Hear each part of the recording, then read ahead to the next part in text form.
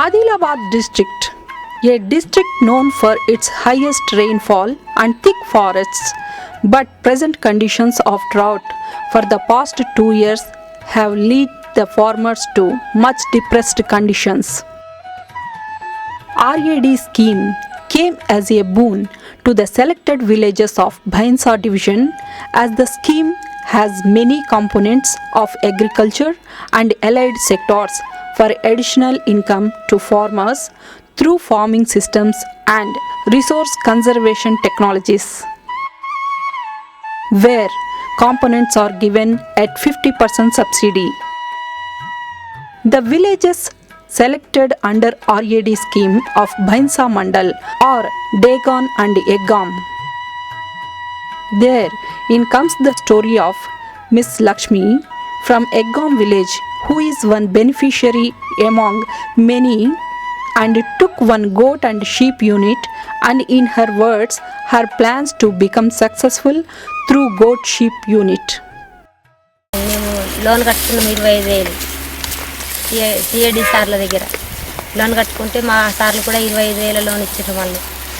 అయితే ఆ లోన్ పైసలు మేము మొత్తం కలిసి గొర్రెలు కొనుక్కుందామని అనుకున్నాము. మళ్ళీ వచ్చి ఇక్కడ సార్లు వచ్చి మాకు పైసలు కట్టి గొర్రెలు ఇప్పించిండ్రు. ఇక మంచికి 5 పిల్లలు 5 తల్లులు వచ్చినాయి, మంచి 10 వచ్చినాయి గొర్రెలోనుకు.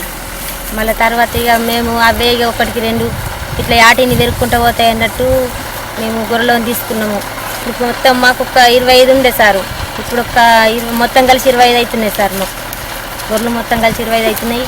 వ్యవసాయంలో ఏం పడతలేదని వ్యవసాయం బంద్ పెట్టేసి గొర్రెలే కాసుకుంటూ బతుకుతాం అన్నట్టు మేము భార్య భర్తలు ఒకళ్ళం కూలి పని పోతాం, ఒకళ్ళం గొర్రెలు కాస్తాం సార్. ఇక మంచిగా అవి ఏడాదికి 2 ఈతలు ఇంతాయి, మంచిగా పుట్టినట్టుంటే మంచిగా అవుతాయి.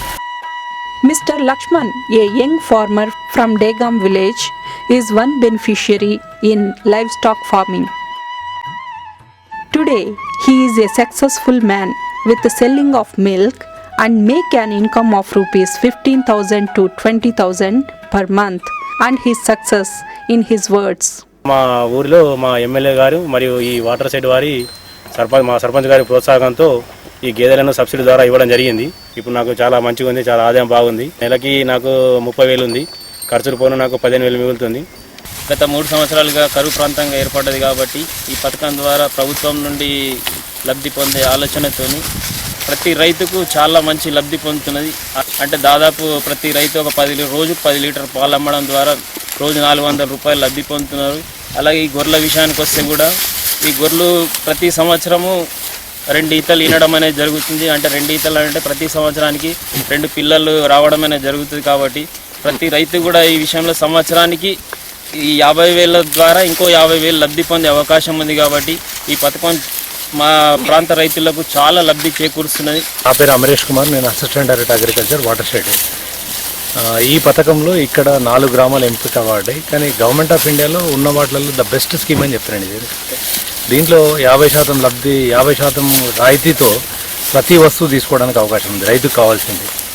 అయితే దీంట్లోపల ఇక్కడ ఉన్న పరిస్థితులకు అనుకూలంగా మేము ఏం చేసినామంటే ప్లాన్లో రకరకాల మార్పులు చేసి యాక్షన్ ప్లాన్ లోపల మేము కలెక్టర్ గారి దగ్గర అప్రూవల్ తీసుకోవడం జరిగింది. ఇక్కడైతే పాడి పరిశ్రమకు బాగా అవకాశం ఉందన్న ఉద్దేశంతో 4 గ్రామాల్లో కూడా ఎక్కువ పాడి పశువులు ఇవ్వడానికి మేము డిసైడ్ చేసుకొని, అట్లాగే పాడి పశువులతో పాటు అదనపు ఆదాయం గురించి ఇంకొక ఆలోచన ఏంటంటే గొర్రెలు మేకలు ఇస్తే కూడా బాగుంటుందన్న ఉద్దేశంతో మేము వాటికి కూడా చాలా మందితో కట్టించాము. 25,000 రూపాయలు సబ్సిడీ మేము ఇచ్చాము. అయితే ఇప్పుడు రాబోయే సంవత్సరంలో 2016-17 లోపల మేము ఈ స్కీమ్ లోపల రకరకాల మార్పులు చేర్పులతో మేము తీసుకొస్తున్నాము. దీంట్లో ఏంటంటే పౌల్ట్రీని కూడా తీసుకొస్తున్నాము అండ్ ఫిషరీ కాంపోనెంట్ కూడా తీసుకొస్తున్నాము. అంటే అగ్రికల్చర్ అండ్ అలీడ్ ఏవైతే సబ్జెక్ట్స్ ఉన్నాయో ఆ సబ్జెక్ట్స్ అన్నింటినీ కూడా ఇంక్లూడ్ చేసి రైతుకి ఏ రకంగా రూపాయలు వస్తాయన్న ఆలోచన ఉద్దేశంతోనే మేము ఈ పథకాన్ని ఇంకా ముందుకు తీసుకుపోతున్నాము. 2015-16 కన్నా 16-17 లోపల మా అవుట్లే చాలా ఎక్కువ ఉంది. 2 కోట్ల రూపాయలు మాకు ఇచ్చినారు ఇక్కడ ప్రభుత్వం ద్వారా. సో దీంట్లో 6 నుంచి 8 క్లస్టర్స్ మేము చేయదలుచుకున్నాము.